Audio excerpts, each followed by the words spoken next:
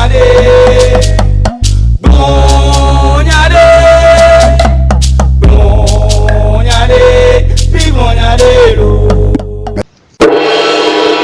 Nilaoué, la radio au cœur du peuple togolais. Parlons à présent de la Côte d'Ivoire. Alassane Ouattara, avec la bénédiction de la CEDEAO, brigue un troisième mandat suite aux résultats proclamés par la CENI le lundi dernier.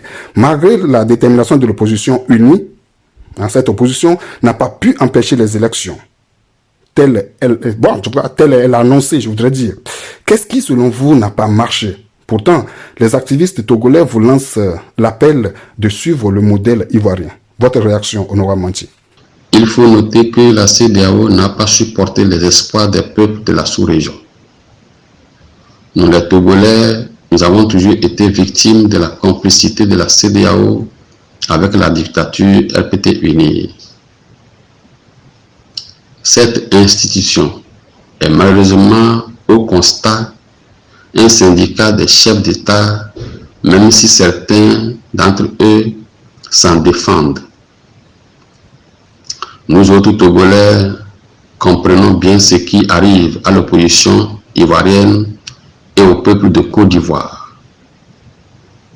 Rappelez-vous qu'en 2005, il y avait eu au Togo plus de 1000 morts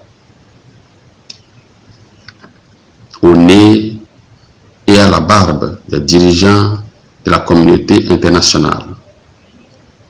La CEDEAO n'a rien pu faire pour amener Faure Gnassingbé à créer les conditions d'une alternance politique au Togo. Au contraire, elle a aidé, contre la volonté du peuple togolais, à s'octroyer un quatrième mandat. Quoi donc de plus normal pour cette communauté internationale de favoriser un autre chef d'État à se donner un troisième mandat?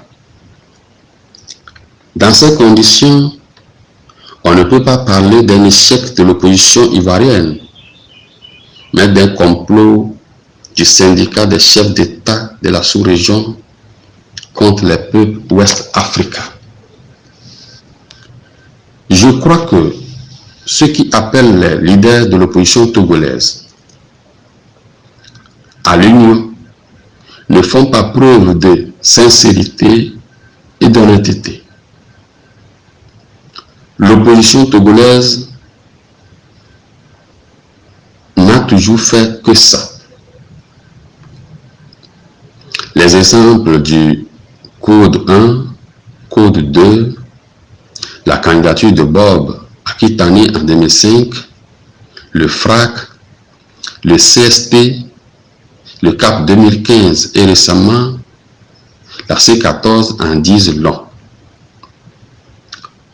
Malheureusement, certains acteurs n'y font pas preuve de rigueur et de sincérité. À la limite, ils mettent tout en œuvre pour faire échouer les regroupements. C'est pourquoi l'ANC souhaite, dans l'avenir, travailler en unité d'action avec toutes les forces démocratiques qui s'engageront avec rigueur et vérité dans cette lutte de libération.